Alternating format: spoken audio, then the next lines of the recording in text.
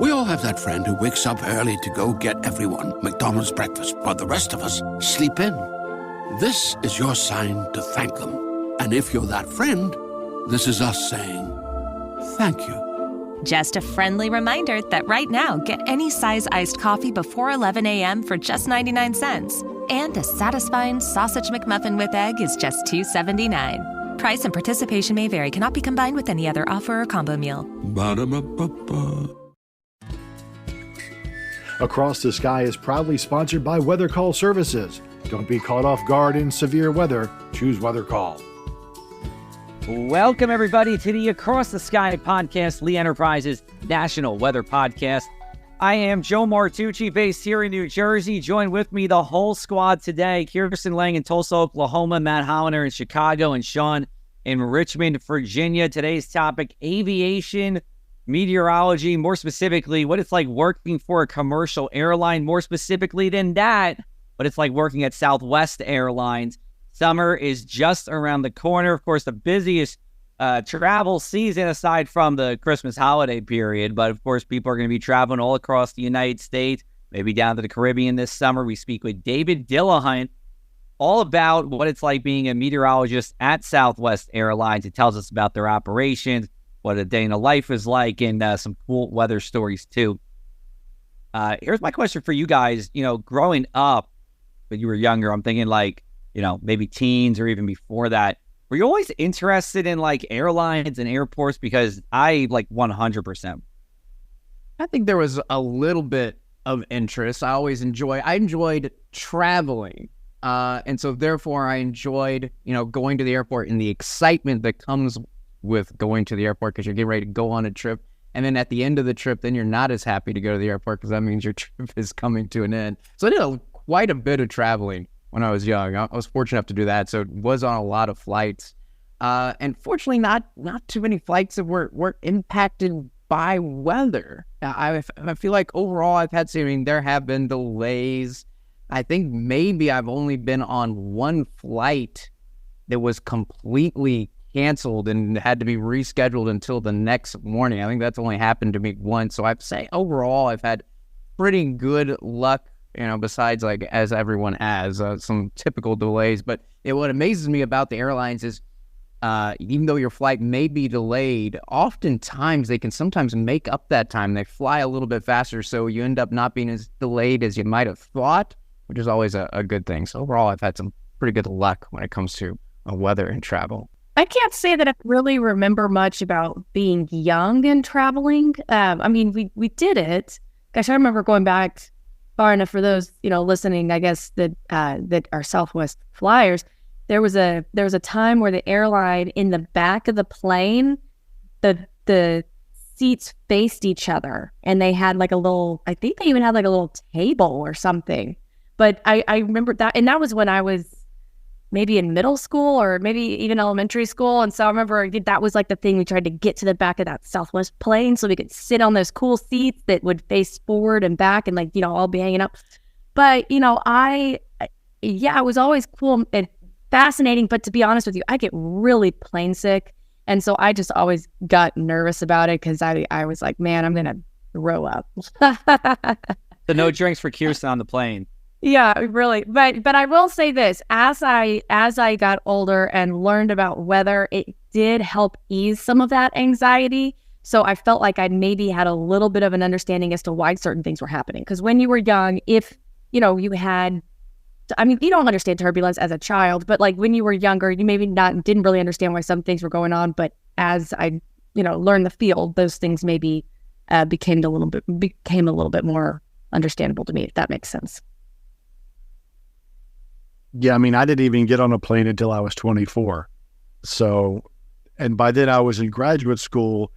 And for me, it was the first time really understanding the atmosphere at depth, right? The first time you go up, once you're a certain age and you understand what's going on in the atmosphere, like, whoa, this is cool. You begin to see different layers of the atmosphere. So I did not do that as a younger fella. I didn't do it till my 20s. But I still remember the first time we flew out of Dulles in Northern Virginia, outside of Washington, and just going, and it was summer, remember going over the haze layer in the summer and how beautiful the sky was once you got to a certain altitude. And just doing a little, trying to point things out on the ground and all that kind of stuff. So that's kind of where my initial flying experience came. All the travel we did was on the ground when I was a kid. I will say this, every time I get on a flight, I always make sure to get a window seat. What about y'all? Oh, yeah. Oh, 100%. Of course. I make sure I book that. Well, if you're on Southwest, you can sit wherever you want. But, if you're flying on a different airline, I'm making sure I'm clicking on that window seat. Sean, I was kind of like you. I flew when I was 9. We went to Disney World. And then next time I flew, I was 20. And that was going actually to an American Meteorological Society conference in New Orleans. I just remember just seeing, you knew some weather at that point, just looking out, you're above the clouds. And it's just you can kind of see weather in 3D. And I just love just kind of looking at the sky and the, what clouds are around and, where you are and just the difference in the atmosphere, as you're flying through. And I still try to pick out places on the map, Sean. So I know you say you did that, I'm still trying to, especially when you get close to, for me, when you get close to New Jersey, you kind of just pick out all the places, you see your house, you see your friend's house, you see where, you went down the shore as a kid, things like that.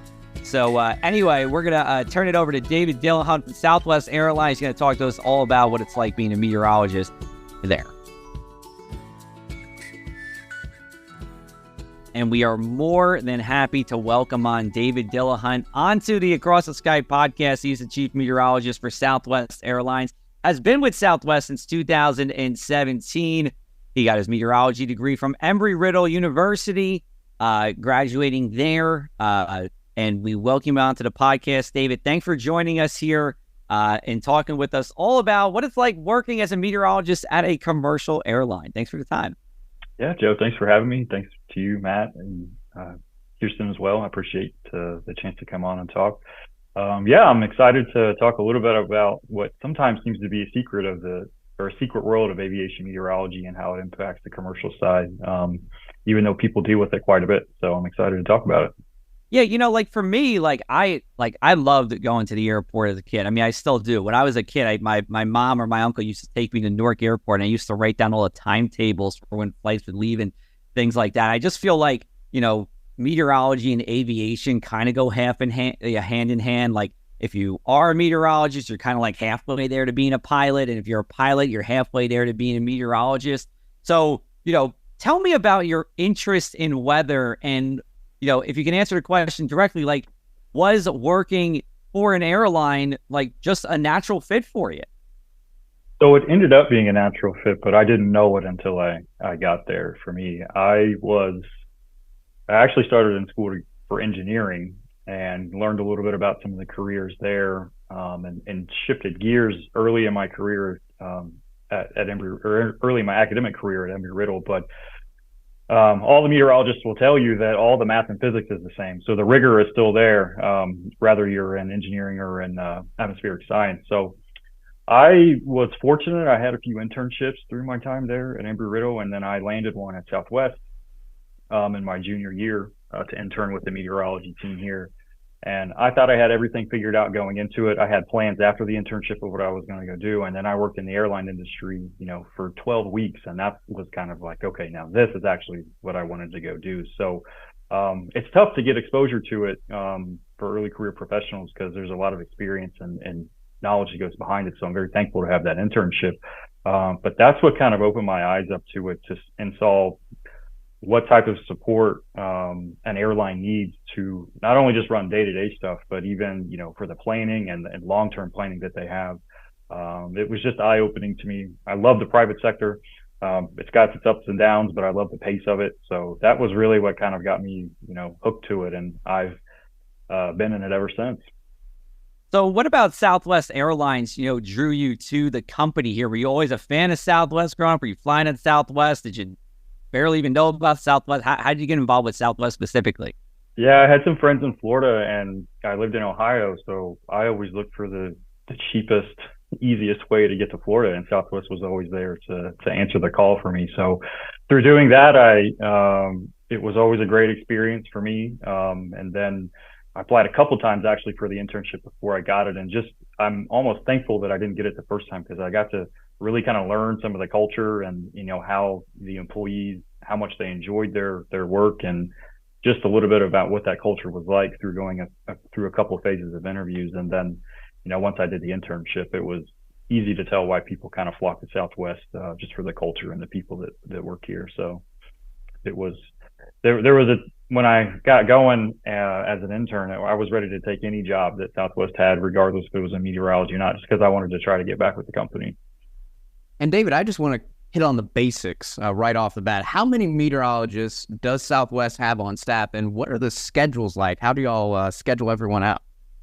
Sure. So we've actually gone through quite a bit of growth in the past couple of years. And here in the next couple of months, we're at 14. We'll be up to 15 meteorologists by the end of the year. So we've got 15 of us total, and then myself, 16, helping to lead the team. And we usually have 3 to 4 people on shift at a time. Overnight, we go down to 1, but we are 24/7 operation. We're kind of broken up into an AM, PM, and overnight is the way we stagger our shifts. And then each shift on the AM, we have 3 folks there to kind of break up the East region, the Central region, and the Western region. As we've gone through a lot of this growth in the last couple of years, we used to have it divided out a little bit less than that. So there was a lot of scope that one meteorologist would be taking care of. And now we've kind of broken it down. So we've got more eyes on less things, I guess, say, just with more people on staff to help that on shift. So I mentioned it's East, Central, West. We do the same thing on the PM, and then overnight we have someone kind of taking guard to help us get ready for the forecast and the operation for the next day. And we also have a kind of a business hours desk as well that works 8 to 5, and they cover really everything that is not day of. They cover everything from next day and forward. Any asks that may come up, we do a lot of planning with some extended outlooks that we'll do. So those regional desks that I mentioned, the East, Central, and West, they kind of cover everything right in front of us, whatever's going on that day. And then we have a dedicated desk to help with a lot of the outlook stuff. So that's the very basic or general sense of kind of how we approach each day in our operations center. Hey, David, it's Sean. And another question I have about operations. So it sounds like you've got like a longer term operation and a shorter kind of nowcast operation. So are you, I don't want to say regularly in contact with pilots, because I don't imagine that is the case. And if I'm wrong, let me know. But are you in a situation where you occasionally or regularly interacting with other parts of the organization to advise them on routing or delays or anything like that?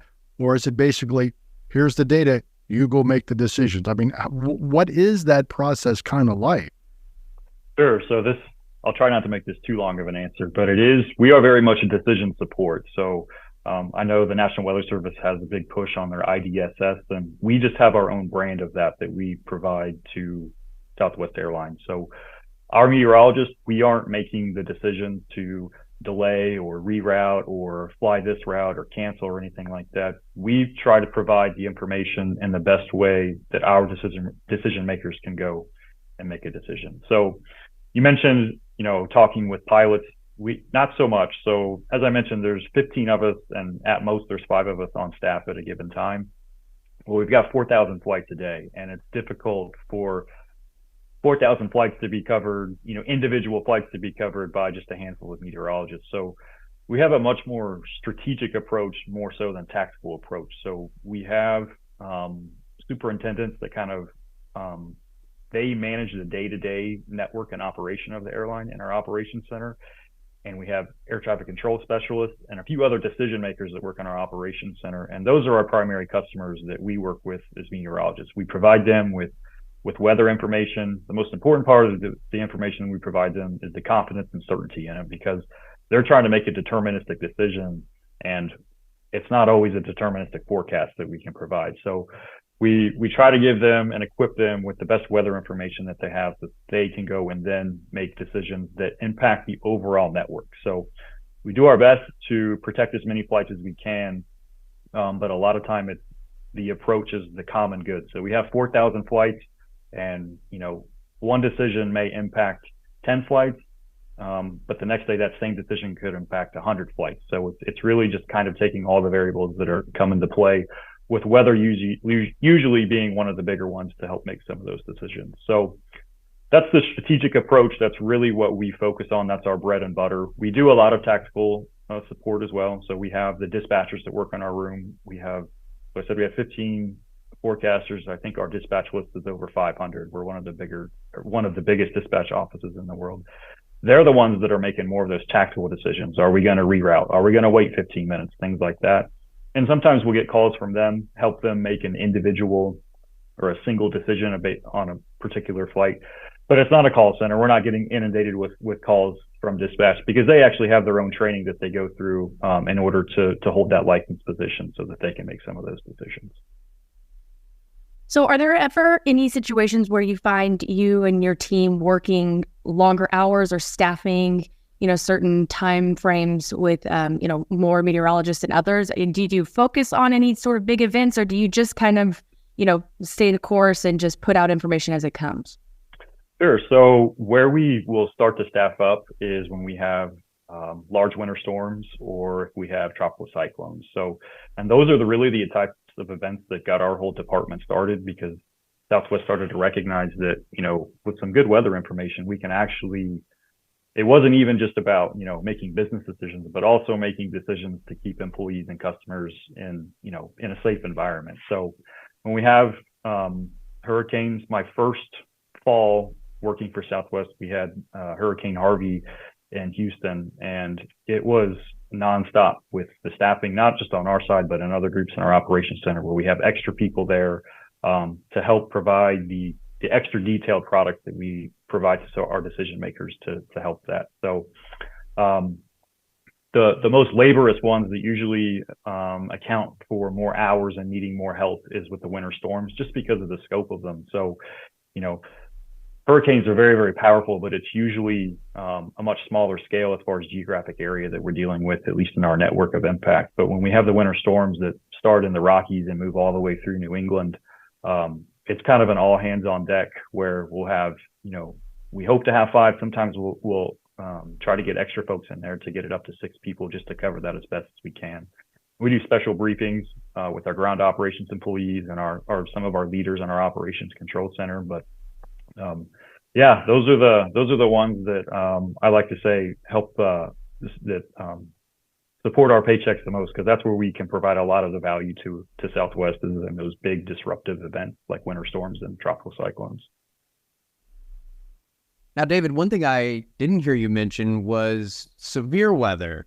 So I imagine when it's an isolated severe weather event, not a big deal. But when you've got multiple states being impacted, like a big cold front coming through the Midwest and impacting multiple states over a couple days, how about severe weather events? Do you boost the staffing for certain big severe weather events, or is it really not as big a deal as people might think? So this is something I think there's room for some learning on the impact that convection and severe weather has on aviation. So in the aviation world, any thunderstorm is considered severe weather. Whether the thunderstorm is got hail in it or not, you really can't fly through them. So for us, the severity of storms certainly matter. We have, over or close to 120 stations, or around 121 stations that we fly to. So we've got plenty of places on the ground that we're concerned about for strong winds or hail. Aircraft are very expensive. We don't want them to be hit with hail. And wind, we have a lot of equipment on the ground that we don't want blowing around into aircraft or injuring employees. So when we have severe weather at our individual stations, yes, we're certainly on that. And it's usually something that we can handle with our regular level of staffing. But it's really the coverage of convection that matters to us, not so much the intensity, that makes our group a lot busier. We'll see through the spring, the airline industry has really been kind of beat up with thunderstorms that have moved through the Florida-Georgia border. And it really hasn't been the severity of storms there, but the coverage there causes havoc on air traffic control, and we can't get planes in and out of the state. And Florida, a very popular place during the springtime to travel to. So, but all that to say, the severe events, we do certainly pay attention to, especially when they're at one of our bigger stations. So like us headquartered here in Dallas, this is one of our severe weather hotspots of the bigger stations that we operate at in the summertime. And parts of the severe season up in the Midwest for Chicago. We're definitely paying very, very close attention. We'll add some added support to that, but it's usually the way that we've built our staffing up. It's in the scope that we can handle on a day-to-day basis. Hey everyone, Across the Sky is proudly sponsored by Weather Call Services. Don't be caught off guard by severe weather. Choose Weather Call. Get precise, location-specific alerts via phone, text, or email. With over a decade of experience, Weather Call delivers pinpoint accuracy for your exact address, ensuring no surprises. Take charge and stay prepared when ominous skies loom. Explore the Weather Call difference today. Visit weathercallservices.com/Lee Enterprises and safeguard yourself, your business, or any school that matters to you. You can also find that link in our Across the Sky show notes, weathercallservices.com/Lee Enterprises. And we are back with the Across the Sky podcast, talking to David Dillahunt all about life at Southwest Airlines, being a meteorologist. You can check out more from our Across the Sky podcast. Wherever you get your podcast, you can download us, subscribe, give us a 5-star review if you really want to. We always appreciate those. New episodes come out every Monday. So, David, we talk about Southwest Airlines. It's mainly in the United States, but you do have some flights that are going international as well. Does that change anything in terms of the dynamic, forecasting somewhere in the United States as opposed to international? And I'm thinking like just from a computer model perspective, right? Like the North American model or the HRRR model doesn't necessarily always cover where you might fly. So I'm wondering how that parlays into your forecasting. Yeah, for the most part, there is not great, not as many resources in some of the international places that we fly as far as weather information goes as there is in the United States. Fortunately, though, for a lot of the places that we fly internationally, you can almost guess the weather without looking at it. It's, in the tropics, it's usually the same on a daily basis. You'll get some thunderstorms in some usual spots, and we deal with the trade winds a little bit in some places. We have some high wind procedures that we have to take note of. But the tropics we usually handle that okay. We're a little bit challenged, or I guess it is a challenge in the hurricane season. There's just not as many high-res models that we would normally have to use down there, but usually the global models are pretty good for us, covering some of the tropics. I would say where is maybe not more of an impact, but just a little bit more highlighted is we do fly to Hawaii as well, and there's pretty good weather information across the Hawaiian Islands, but in between Hawaii and to the West Coast, you've got GOES satellite imagery and you've got some global model data out there. And just where aircraft fly, you'll get some pilot reports, but otherwise it's pretty data sparse out there. And for our operations to Hawaii, I mean, most of the focus is en route, dealing with turbulence and convection and things like that. So we have a lot of tools that we can use. We have some automated turbulence reporting tools that we have at our disposal to help provide some support to our dispatchers on operations out to Hawaii. But otherwise, we're pretty well covered as far as weather information models for the network that we fly now. So we're always looking for new models or for new tools that we can use for any bit of support out there.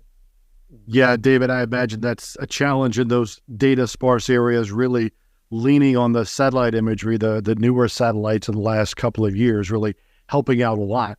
What are some of the other things from a meteorological standpoint when you're looking at data and forecasting, whether it's short or long term?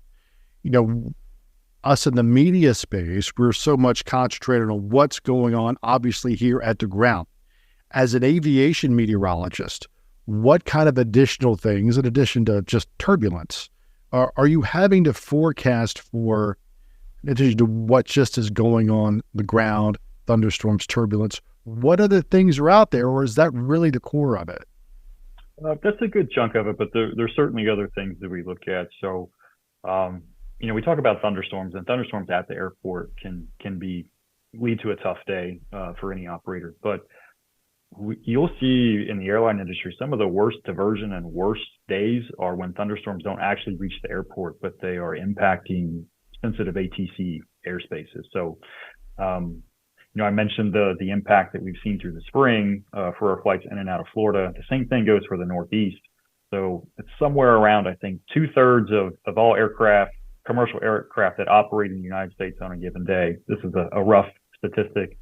2/3 of them touch some airport up in the Northeast. So if you have bad weather up there with that volume of aircraft, it leads to pretty significant delays and issues up there, just simply because the resource of airspace is so limited once you have convection up there. So a lot of what we focus on, especially as we move through the spring and get into the warm season, is thunderstorm tops. It's not just if there's thunderstorms, but how high are they going to be?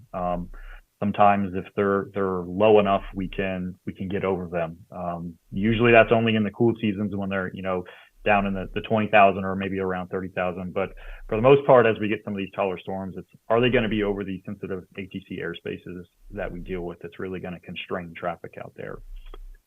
Another part that we look at that's not really all that visible to the public is some of the en route winds. So talking about our flights to Hawaii, Southwest flies all 737s, and we get a lot of performance out of the 737s, but we're getting up kind of to that limit as we fly to the Hawaiian Islands. So we really need to make sure our plans are really, really tight when we operate out there as far as winds go and how much cargo we can take and other things like that. So for our flights that leave from Vegas and Phoenix out to Hawaii, wind direction changing by a few degrees, or even in the increase in speeds and at exactly what level, if it's at 34,000 feet or 36,000 feet, that can make all the difference in some of our planning and the operations that we have out there. So those are two ones that I think are maybe not quite as obvious. I think thunderstorms are obvious, but it's not necessarily them at your airport, because we hear all the time, well, the weather's perfectly clear here. Why are we delayed? It's where those thunderstorms are really preventing any traffic from getting around.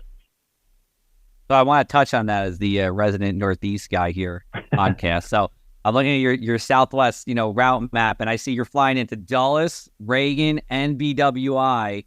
That's pretty tight for 3 different destinations. So could you give me an example of some thunderstorms, maybe not being at the airport, but in that area, and how you are specifically navigating that? And I'm also thinking, too, you got LaGuardia in New York, and you got MacArthur Airport out in Long Island as well. That's pretty tight, too, to have a thunderstorm pop up somewhere in the western part of Long Island. Sure, yeah. So, there's some other carriers that have a even bigger presence up there in the Northeast, because they've got some hubs either in Boston or there in New York, where our biggest and busiest place is there in Baltimore. But what we look for, so when we have Baltimore, because that's the one that will really be pinched on if we have thunderstorms kind of moving towards the East Coast, is when you start to see any type of forecasted convection over Pennsylvania or West Virginia. So not a whole lot of airports in central PA or over Western Virginia, so the direct terminal impact aren't an issue. But when we start to see enough, a certain level of coverage out there with tops at a certain height, we know that there's usually going to be a reaction from the air traffic side that they're going to have to restrict some of the traffic flow in there. So we have seen it where Baltimore will not get a drop of rain for 3 days surrounding a bad day in Baltimore, but it really just has to do with the thunderstorms that are well west of there, kind of blocking any of the routes going in there. And David, I'm curious, in your time at Southwest, what has been the most memorable event for you? What do you think is your best story about a certain weather system that seemed to have the biggest impact? What was your longest day, your best weather story since you've been at Southwest? We've done a lot of winter storms and a lot of hurricanes. I think I believe it was Hurricane Irma that went through Puerto Rico, which was just it was a bad event for Puerto Rico out there. And I'm proud of our team and the meteorologists that I work with. That was something that we had caught well ahead of time, using a lot of the National Hurricane Center products that were out there. But we were able to provide quite a bit of lead time and outlook on what was likely going to be a pretty serious situation. So as far as our employees and the equipment and the assets that we had there in San Juan, that amount of lead time allowed the company to comfortably make decisions about, when are we going to cut things off and be done here, and when are we going to come back in and things like that. So those are the ones where that one wasn't really a business decision. That was, people's lives and the well-being of our employees and even the customers that, that we serve there in Puerto Rico, where we had a profound impact on the decisions that were made. So events like that are ones that are hard to forget as we deal with some of these ones. Like I said, it's not about can we delay or cancel. It's, does it even make sense to be operating because we just don't have safe conditions. So those ones always stick with us. Okay, so I have one more question. When it comes to weather and delays, and for those listening, if they're really wanting to avoid a delay, would you recommend taking the first flight out in the morning? So once the sun comes up, that's when you'll start to see air traffic pick up, and that is a driver of a lot of delays. In the summertime, once the sun comes up, I think most people will recognize that's when we start to heat up and thunderstorms start to boil. So early in the day is a great time to get out there and fly. As an employee, I have the privilege of being able to fly standby, and if I have to do it, or if I do it, it's usually early in the morning before the airport gets crowded and the weather starts to get busy out there. In the wintertime, it's anyone's guess of when it may be, because you've got fog in the morning, you get fog in the evening to slow things down, and who knows when the snow is going to hit. But certainly in the summertime, the earlier the better. I got to ask, because I feel like, I'm working on an airline, I get free, travel privileges when you're able to here. How often are you using them? Is it as cool as it sounds like? It's me sitting here on my couch where I haven't, been on a plane in months. How cool is it? Well, when I was single and lived in an apartment, I think I traveled almost every few days I got off, I would get out and go. And then I bought a house and I've got pets and I'm not single anymore. So my free travel days are not quite as frequent as they used to be, but I still use it quite a bit. It's a cool perk. My parents were actually just here to visit me, and they, were able to fly standby, and then they went on their own vacation. So I was able to fly them standby out. So it's definitely an awesome perk of the job. Awesome. And, I got to ask too, your team flew through the solar eclipse back on April the 8th. What did they say about it? What was it like? Is it as cool 30,000 feet in the air as it is on the ground? So yeah, we had one of our meteorologists on our flight from Austin to Indianapolis. And what was neat about it is, the ground speed of the shadow was over 1,000 miles per hour. I can't remember off the top of my head the exact speed. It depends on which latitude you're at. But on the ground here in Dallas, we had around 4 minutes of totality. But moving kind of in tandem with the shadow, our meteorologist got around 8 or 9 minutes of totality, which I thought was pretty neat. But he was up there. We had between social media influencers and media and other folks that were there to kind of document the event. There were around 50 that kind of fell in that category on our flight, taking pictures and doing some interviews and recording. And, I asked, would you have rather have been on the ground, or, did you enjoy it up in the air? And this meteorologist, this wasn't his first total eclipse, and he said he loved it being up in the air. So he very much enjoyed it, and he got some good pictures of it as well. So he was somewhere around the Texas, Arkansas border when he saw it. So just before he was in the path of totality, I was here in Dallas, helping some of our folks here. We had an event on one of our parking garage roofs, and I got to do a play-by-play call of the eclipse as it happened, which was a neat and kind of unique experience for me, but I was glad to get to do that. And it was really cool because we had about 2,000-ish employees that were able to join us for this event, and then kind of seeing that, awe-inspiring moment all at once with all of the people that you work with was really neat. So I was glad to be a part of it.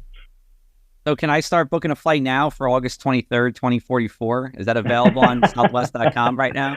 I can't promise if it is, but I'm sure when that time comes around, we're definitely going to make a note of it and get some PR out there about it. Perfect. Anything else you want to add, David?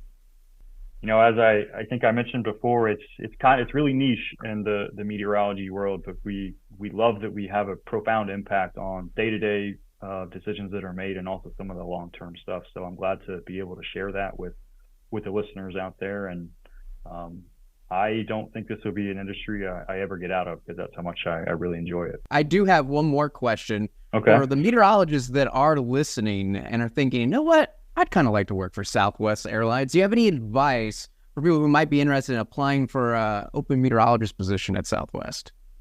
Sure. So, well, I'll share a little bit of my background of how I got to this, this role specifically. So I mentioned I had interned here. Right after I graduated from Embry-Riddle, though, I didn't go right to Southwest. I actually, while I was in school, I got my aircraft dispatcher certificate to gain some pure aviation experience before going and looking for maybe an airline gig somewhere. So I worked for a regional airline doing aircraft dispatching for about a year. It was great, necessary, needed experience that I really think has helped me get to the point in the career that I'm in now. So all that to say, I don't think everyone needs to go be an aircraft dispatcher if they want to get, with Southwest or get into the airline industry, but just acquiring some aviation experience really helps. So we know the best of them out there as far as forecasters go have a lot of operational experience, but there's some particular things in aviation that we really like to look for when we add folks to our team that we're needing to kind of help us quickly get them plugged into the team and then be able to support a very complicated, not complicated, but complex operation that we have on a day-to-day basis. So any bit of aviation experience is a big help for us. We'll wrap it up here. Great episode. It was great talking with you. Really interesting topic personally for me. I hope a lot of our listeners enjoyed hearing what it's like working at an airline here as a meteorologist. Where can we find out more about you, David, if people want to check you out? I'm active on LinkedIn if anyone wants to reach out there or just kind of check out my profile to see what I've got going on there. But I would say that's probably the best route to go, is to connect with me on LinkedIn. Got it. Of course, anything Southwest Airlines on social media, you can see more of what Southwest is doing. David, thanks so much for the time, and thanks for joining the Across the Sky podcast. Thank you, Joe. Appreciate it. Pulling up to Mickey D's just for drinks? Oh yeah, that's me. Nothing extra, just perfection and a straw. Coming in hot for the coldest cups on the block. Because there are drinks. Then there are drinks from McDonald's. Ever combine an ice-cold frozen Coke with piping hot fries? Try frozen drinks any size for $1.49. Prices and participation may vary. Cannot be combined with any other offer. Ba-da-ba-ba-ba. All right, and we are back. Thanks to David again for hopping on the podcast and talking to us all about what it's like working at Southwest. I was actually surprised they had 15 people on staff. I mean, like I said during the interview, great for them. More jobs for us meteorologists, but you're covering the whole country. They do have, I think you said 4,000 flights, a day. You do the math. I mean, you're talking about a couple hundred flights per meteorologist that you're looking at. But one thing that stood out to me is he made it very clear. It's like, we're not the ones that make the decision to delay or cancel your flight. So don't get mad at the meteorologists. Don't blame us on social media. We're just providing the information. We give it to the decision makers, and they're the ones that delay or cancel your flight. So don't get mad at the meteorologists. They're just making the forecast and passing the information on. But I think that was something that he did want to make clear. Like, please don't get too mad at us when your flight gets delayed. Yeah, it's kind of like don't kill the messenger, right? Kind of like how you feel whenever you're forecasting and telling people what the weather is. They get upset. They're like, oh, I don't want it to be, 32 degrees. And you're like, sorry, can't do anything about it. We're just the messenger. Yeah, because I've been at the terminal at a gate and like seeing what the weather situation is, and I'm always wondering, is there somebody at United, American, Southwest, whatever airline? Is there somebody looking at what's going on? There's got to be somebody looking at this, right? Right? There's got to be somebody looking at this, right? And there is, of course. So it's nice to actually make contact with somebody who is doing that work. And as he said, there's a good staff there, a couple of dozen, sometimes even a bit more, depending on what the weather situation is. So they're not going to make decisions any more than the four of us are going to make a decision about calling a baseball game or evacuating a school. But all we can do is give the best information possible to hope those people make the right decision. Yeah. It also makes me think, too, about like what was traveling like in the 1930s and 40s in the planes when we had very limited understanding of the atmosphere. There must have been some really interesting rides on those pre-jet planes back then. And that's why, commercial aviation is very safe now. I mean, it's safer than driving. It's safer than taking the train. But we had to come a long way in meteorology and, of course, safety of the airplane to get to where we are today. Can you think about that just for a minute, about what Lindbergh had to do when he flew across the Atlantic? I mean, this is before, you got the surface observations. This is before you were getting satellite. No, there's no satellite data. How are we ever going to have that happen? Just good luck. Off you go. Here's a good question. How about this? Do you think, assuming you knew how to fly an airplane in the early 1900s, do you think you or Charles Lindbergh could fly a plane better? Trying to compete with a legend here. I'm not going to say that I would do it better than. No, I am not going down that road. I don't know. I think as long as I knew how to operate the plane, I think you could pick out I think you would know a couple more things about the weather. I'm saying I'm not taking anything away from him, because without him, we wouldn't have David on the podcast. But I'm just saying, if I had a legit pilot's license, I might say yeah. But I'm not a pilot, and I'm not going to pretend to walk onto some plane and fly it. No, that ain't me, man. I'm saying back in the 1920s, it's just you in the cockpit. No, I'm going to turn it over to Lucky Lindbergh. All right. Turn it over to Lynn. Okay, well, we got a couple more episodes, of course, coming up for you. New episodes every Monday, of course. On May 20th, we have Jan Dutton from Precision Weather. Is that correct, Sean? Well, Precision Weather also, yeah. Precision Weather is the parent company, yes. Got it. We're going to talk about the summer outlook.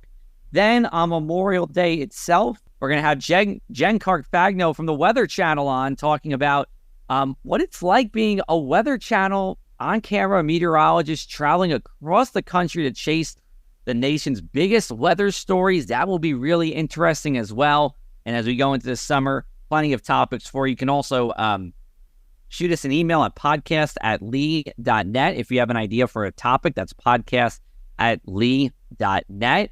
It is also May 13th. We just came off Mother's Day weekend, so happy Mother's Day to all the moms listening out there, and Kirsten as well, one of our co-hosts too. So a big shout out to everybody there, and we will be back with you next Monday on the Across the Sky podcast. Take care, everybody. We all have that friend who wakes up early to go get everyone McDonald's breakfast, while the rest of us sleep in. This is your sign to thank them. And if you're that friend, this is us saying thank you. Just a friendly reminder that right now, get any size iced coffee before 11 a.m. for just 99 cents. And a satisfying sausage McMuffin with egg is just $2.79. Price and participation may vary. Cannot be combined with any other offer or combo meal. Ba-da-ba-ba-ba.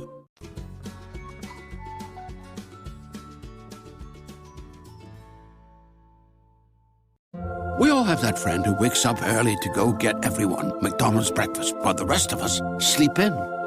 This is your sign to thank them. And if you're that friend, this is us saying thank you. Just a friendly reminder that right now, get any size iced coffee before 11 a.m. for just 99 cents. And a satisfying sausage McMuffin with egg is just $2.79. Price and participation may vary. Cannot be combined with any other offer or combo meal. Ba-da-ba-ba-ba.